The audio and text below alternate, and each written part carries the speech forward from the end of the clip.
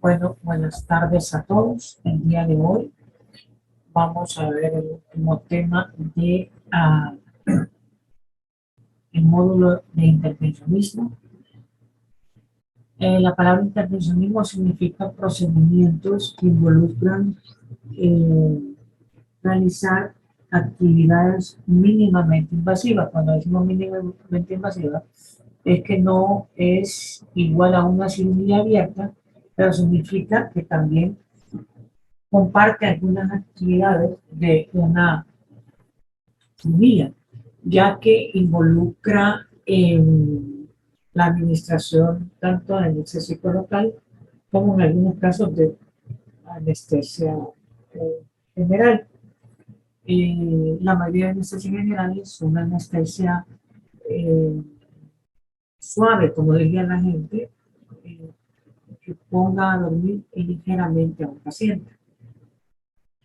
Entonces, en este tipo de anestesias, si bien es cierto, no son anestesias severas, pero sí son anestesias que ponen al paciente a dormir en cierta forma y profundo. Porque el paciente en algunas ocasiones puede ligeramente despertarse, en otras ocasiones no. Todo tiene que ver mucho con cada paciente, ya que hay pacientes que son sensibles a los anestésicos, otros no. Lo importante es que hay que entender que procedimientos de estos de intervencionismo ameritan cierto grado de anestesia. Por ejemplo, la, con la angiografía percutánea amerita colocación de sedación por anestesia. La mielografía se utiliza anestesia raquídea.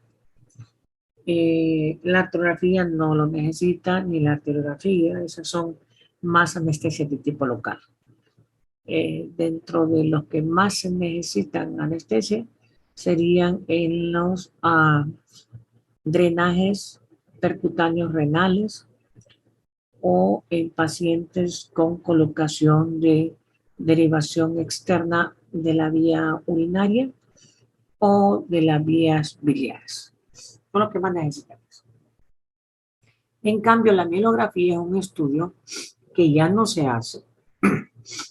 No se hace porque fue sustituido completamente por la resonancia magnética, ya que la resonancia magnética es un estudio fidedigno para la valoración de la patología de la columna. ¿En qué consistía en este estudio? ¿Verdad? Hay un montón de diapositivas, pero voy a tratar de resumírselos para que lo entiendan más.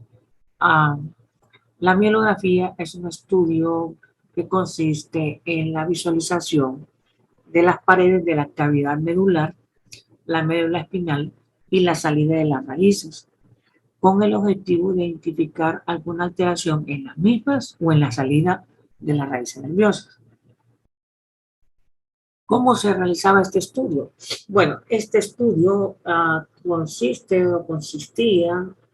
consiste porque todavía se puede llegar a hacer en algún lugar, en introducir medio de contraste hacia la cavidad medular. Pero para que eso se pueda administrar, se necesita también eh, drenar o sacar líquido cefalorraquídeo. Por ejemplo, si ustedes van a meter 13 cc de medio de contraste para visualizar la médula y las vías nerviosas, se necesita sacar 13 cc de líquido cefalorraquídeo. Entonces, eso provoca o permite un equilibrio adecuado entre la salida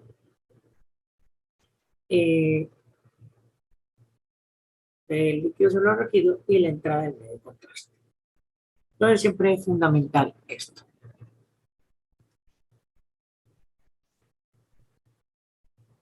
Como lo había descrito, involucra la inyección de medio de contraste hidrosoluble en el espacio espinal, permitiendo la valoración de los nervios, las raíces nerviosas, la cavidad medular y la misma médula espinal a través de un equipo de fluoroscopía. Este medio de contraste normalmente puede entrar en los espacios uranoideos. Si ustedes cuando llevaron anatomía, me imagino que le han de haber explicado, eh, creo que eso lo vieron un poquito en cráneo, que debajo del cráneo están las meninges. Las meninges son la dura madre, la aracnoides y la pía madre. La pía madre es la que está en contacto con el cerebro. La aracnoides es la que está en contacto con el hueso y en un espacio entre los dos se llama aracnoides. Pues este medio de contraste se puede inyectar justamente en ese espacio o debajo de ese espacio. Al inyectar ese medio de contraste se diluye o se dispersa alrededor de todo ese espacio, permitiendo la valoración de dichas estructuras. Cabe de relacionar con el procedimiento que se hace cuando una mujer embarazada tiene un parto. Antes no aplicaban anestésico, la mujer paría con dolor. Ahora existe la técnica de parir sin dolor. No significa que van a bloquear las contracciones, solo que bloquean la salida de las raíces nerviosas de la sensibilidad. Y la mujer puede parir sin un intenso dolor. No sé si alguna de ustedes ha tenido hijos y ha sido parto normal, puede identificar qué tan fuerte puede ser ese dolor. Eh, con la anestesia raquidia, que la utilizo, es el objetivo de bloquear esa salida de esos nervios. Aquí tenemos un estudio ya graficado. Si ustedes se fijan, siempre existe la radiografía preliminar para ver si no hay cuerpos extraños o estructuras que alteren el estudio. Después tienen ya un estudio de visualización, un excelente estudio, así debería de ser, ideal. Para esto es fundamental el radiotecnólogo porque tiene que tener una buena técnica y un buen tiempo de tomar las proyecciones. Cuando el médico se lo diga, hay que estar atento para tomar las proyecciones, porque una vez el medio de contraste se dispersa, se diluye, entonces ya no se va a ver una imagen como esta. Estas cositas que están viendo aquí como fibras son las salidas de las raíces nerviosas y esas son las que hay que estar viendo. Esta se llama cola de caballo, es la parte inferior de la médula, ¿verdad? La médula está de aquí para arriba y esto lo miran como cuerdas. Eso se llama cola de caballo. Es normal su forma. Eh, la resonancia magnética, como les dije, ha sustituido este examen, ¿verdad? En todo su cabalidad, ya que permite valorar la médula, las fibras, los agujeros, las salidas, todo. Sin embargo, en algunos pacientes no se puede hacer resonancia porque tienen dispositivos como ser marcapasos, como ser cirugías que impiden una resonancia magnética. En un tiempo se introdujo un estudio que se llamaba mielografía o mielotac, pero involucraba también meter medio de contraste en la cavidad medular. Es como hacer una mielografía, nada más que en vez de usar un equipo fluoroscópico, se usaba la tomografía. En realidad no se vio una gran ventaja, ya que había que hacer el mismo procedimiento, solo que en una sala de tomografía. ¿Qué puede mostrar la mielografía? Una hernia de un disco, un engrosamiento de las fibras nerviosas, puede describir enfermedades que estén alrededor. Por ejemplo, podría definir si la cavidad medular en una parte de la misma está más estrecha que en otra. A eso se le llama estenosis vertebral. Eso puede ocurrir en procesos inflamatorios como la tuberculosis o por presencia de osteofitos. El osteofito es una formación ósea que puede ser hacia afuera o hacia adentro. Entonces, lo importante de esto es que se puede visualizar con eso. Claro, tiene que tener un poco de experiencia, un poco de conocimiento, sobre todo en anatomía. También puede valorar tumores que involucran a las vértebras o que tienen compromiso con las menillas.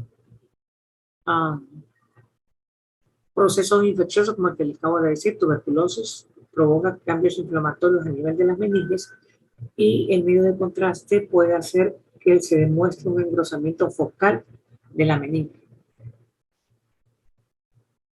Inflamación de la membrana aracnoidea que cubre la médula espinal, o sea, es lo que nosotros deberíamos decir como la pía madre que está en el cerebro, pues hay una membrana que está por la aracnoide, también envuelve a la médula y la protege. Un trauma crónico con lesión de la columna se debe valorar exclusivamente con resonancia magnética o con tomografía, no con mielografía, porque podemos provocar una sobreinfección. La preparación del paciente, como todo procedimiento intervencionista que hablamos, hay que tener mucho cuidado de que el paciente no esté ingiriendo medicamentos que alteren la coagulación, como la aspirina, como anticoagulantes, como medicamentos para la trombosis venosa, antiinflamatorios de la vena, etc. Tampoco en pacientes alérgicos al medio de contraste. El paciente debe tener un ayuno porque si el medio de contraste da náuseas puede vomitar. Y en este procedimiento hay que tratar de evitar que el paciente se levante o incorpore porque puede provocar dolor de cabeza intenso. El medio de contraste es hidrosoluble, no iónico.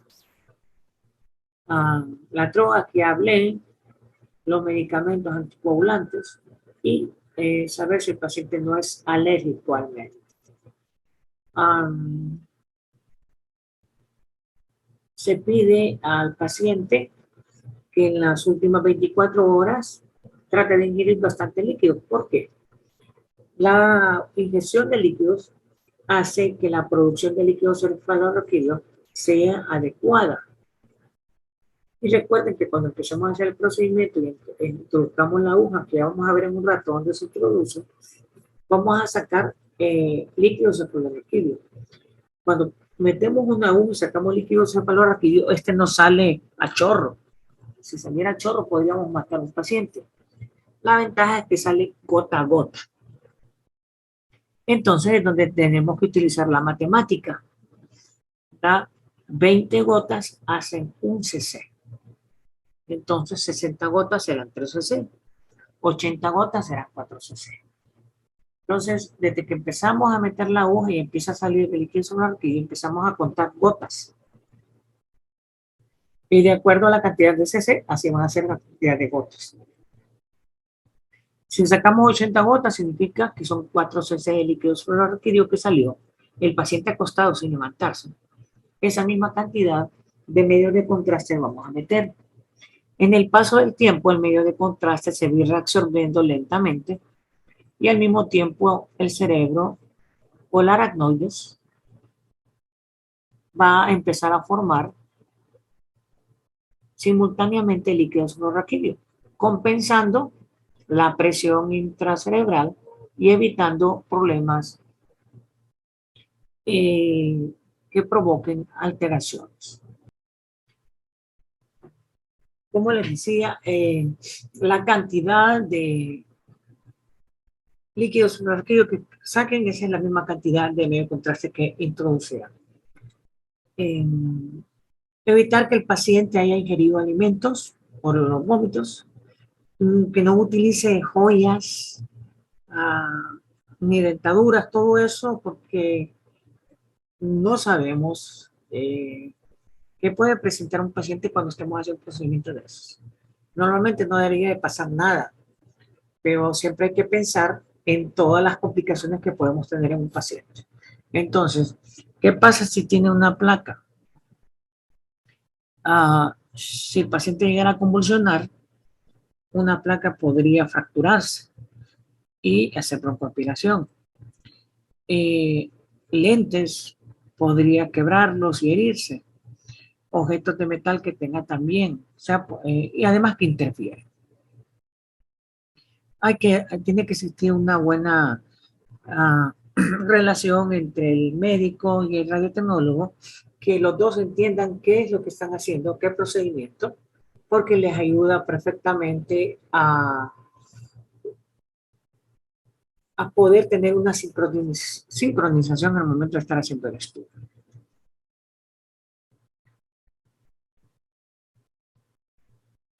¿Cómo hacemos el procedimiento? Bueno, hay dos métodos o dos formas. Una es poniendo el paciente boca abajo y la de preferencia es poniendo el paciente de lado, pidiéndole al paciente que doble las rodillas hasta que éstas peguen al pecho y su barbilla pegue en las rodillas. Esa se llama posición fetal. Esa es la posición que tienen los bebés intraútero. Esa posición permite que la columna se expanda y los espacios que hay entre las apófisis espinosas se abran. ¿Por qué necesitamos que se abran? Porque la aguja será introducida en ese espacio. Entonces, esa es la mejor posición, la más sencilla y la más segura. La posición boca abajo va a depender del tipo de paciente, porque si fuera un paciente obeso, tendría un poco de complicaciones con la columna. Eh, el medio de contraste se inyecta a nivel de columna lumbosacra baja.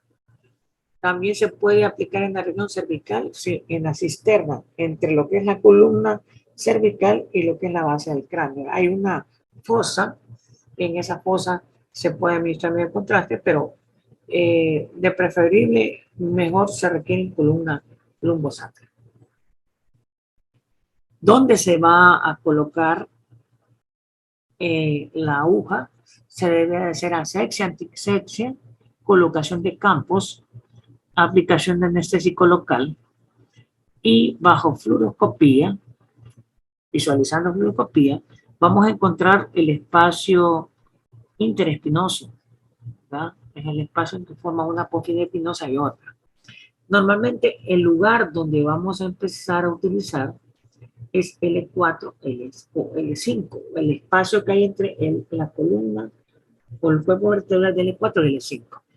En ese espacio vamos a entrar. Podemos entrar a nivel de L3, L4, sí, porque la médula termina en L2. De ahí en adelante es la cola de caballo. Como no es sólida, al entrar una aguja y hacer contacto con la fibra, no la lastima, sino que se desplaza. Si fuera por arriba de L2, entraríamos directamente a la médula y la podemos dañar. Por eso es que se hace en ese lugar. El material de contraste se va a introducir a través de inoculación lenta, o sea, vamos a introducir el contraste lento, lento. Recuerden que el líquido subarachnoideo se lee gota a gota, en otras palabras, bien lento. Por lo tanto, podemos contar el tiempo que tardamos en sacar el líquido subarachnoideo. Por eso es que el radiotecnólogo es fundamental, en este caso, porque mientras el médico está contando las gotas, el radiotecnólogo está contando el tiempo.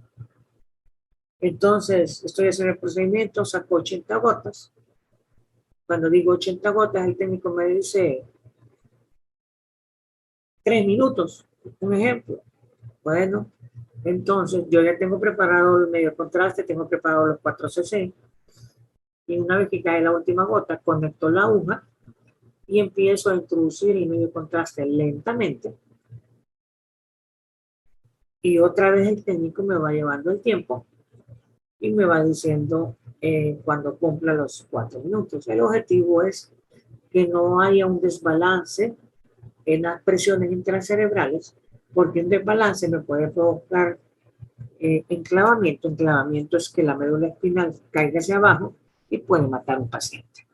Como ven, el procedimiento no es tan facilito, puede tener sus complicaciones si no se siguen los requerimientos adecuados ni los criterios adecuados. El paciente debe estar posicionado en el área donde vamos a hacer la evaluación. Una vez que se ha metido el medio de contraste, se saca la aguja y el paciente eh, se puede poner boca arriba y en esa posición se van a tomar las radiografías. Lo importante aquí, tanto para el médico como para el rentgenólogo, es que el paciente no levante su cabeza. Su cabeza no puede estar más arriba que sus pies. En algunas ocasiones, eh, los pies se levantan ligeramente, casi en una posición de tren de Lemburg, pero con unos 2, 3 grados nada más, solo para que la cabeza no se levante. Um, Cuando se hacía mielotomografía, pues ahí el tomógrafo, como ese no tiene angulación, pues se hacía única y exclusivamente con los cortes axiales lo más rápido que se pudiera. El estudio puede durar 30 a 60 minutos, depende de lo que estén valorando, depende si lo que encontraron lo encontraron rápido o no.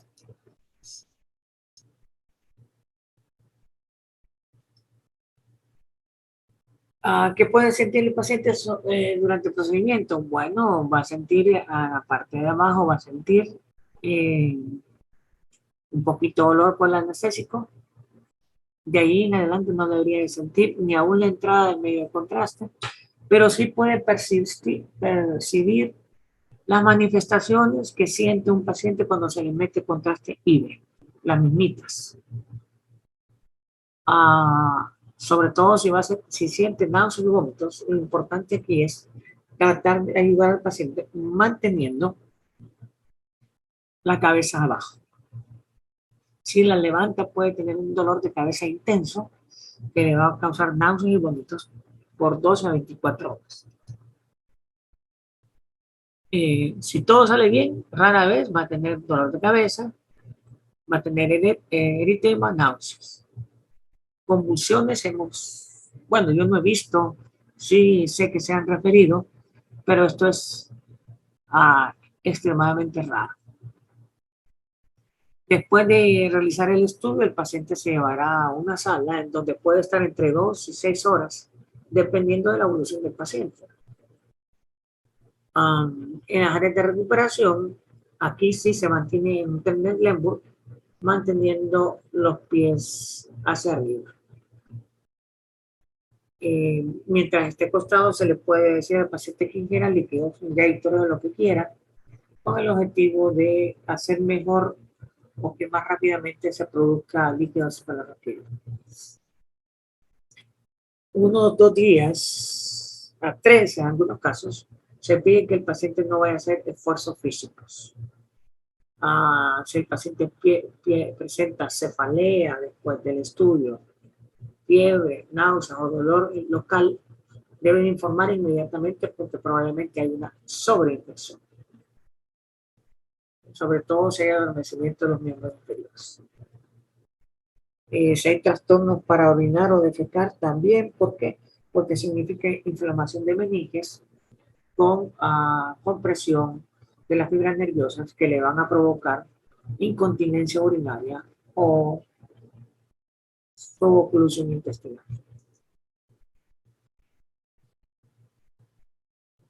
De todo lo que les acabo de decir, ustedes me dirán, beneficios, es relativamente segura y no dolorosa. En manos expertas, sí. En aquel que nunca ha tenido experiencia, es un área que mejor no debería de meterse. No queda radiación en el cuerpo. Bueno, si lo sabemos hacer, es escasa la radiación que vamos a utilizar. Y si utilizamos la fluoroscopía únicamente para ver y quitar, cuando estamos seguros de que estamos ahí, tomamos la imagen, pues las dosis de radiación van a ser bastante mínimas. No esperaríamos ver ninguna complicación. Hay personas que dicen que puede producir cáncer. No, no se ha logrado concluir que haya presencia de cáncer. ¿La dosis es efectiva? Sí. Ustedes saben la diferencia entre dosis absorbida y dosis efectiva. Dosis absorbida es la cantidad de radiación que recibe un paciente cuando hacemos un estudio en particular. Pero dosis efectiva es cuando aplicamos la dosis necesaria para ver la patología que estamos sospechando. Por ejemplo, lo que llaman tomografía. Si están buscando un cáncer de páncreas o un nódulo pancreático y les piden tomografía abdominal total, eso se llama dosis absorbida. Pero si les piden tomografía focalizada a nivel de páncreas, entonces esa se convierte en una dosis efectiva porque solo es exclusivamente para valorar el páncreas. De lo contrario, no va a venir el problema. Bueno, lo que repetimos, si pasa más de 3 días con el dolor, tiene que regresar y hay que hacer un estudio tomográfico, resonancia, si fuera necesario. Si hubo una lesión a nivel del área donde se hizo el pinchazo y sigue saliendo líquido por ahí, significa que está rota la dura madre que está ahí o parte de la meninge que está ahí, entonces ahí tendrían que hacer una cirugía. Como ven, se puede convertir en complicada una cosa de estas, si no se sale.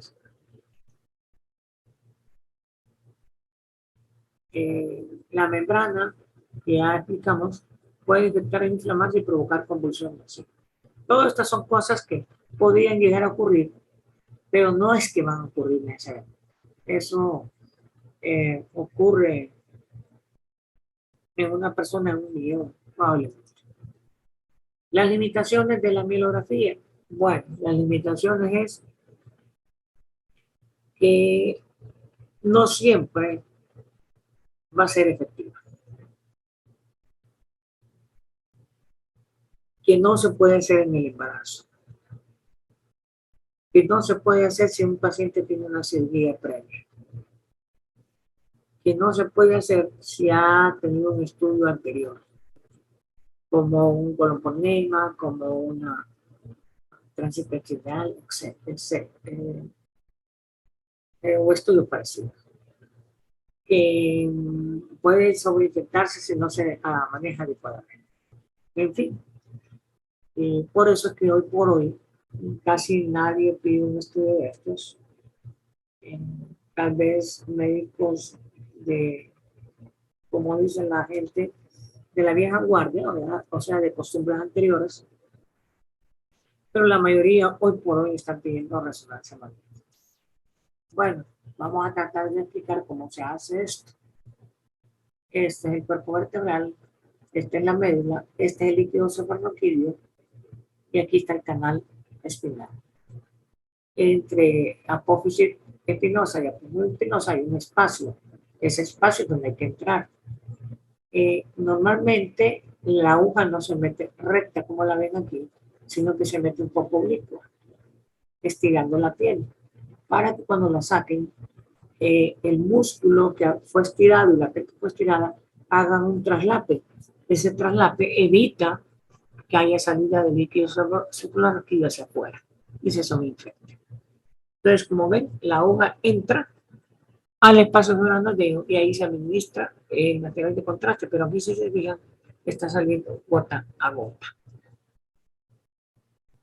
La técnica es esta que está aquí, miren, una técnica oblicua, entra oblicua, no entra recta, para que cuando saquen la aguja, este tejido se corra hacia abajo, este hacia arriba, este hacia abajo, y haga un traslape y no permita en la salida. Si ustedes se fijan aquí, este paciente está en una posición fetal. Eso es lo que uno requiere para poder abrir este espacio que está aquí y poder introducir la aguja en forma oblicua, que saque el líquido suprarraquídeo, después administren el medio de contraste como lo están haciendo en este caso en particular. Y que miren, Aquí lo pintan de azul y aquí se está pintando de azul en medio contraste que se está distribuyendo en las fibras nerviosas.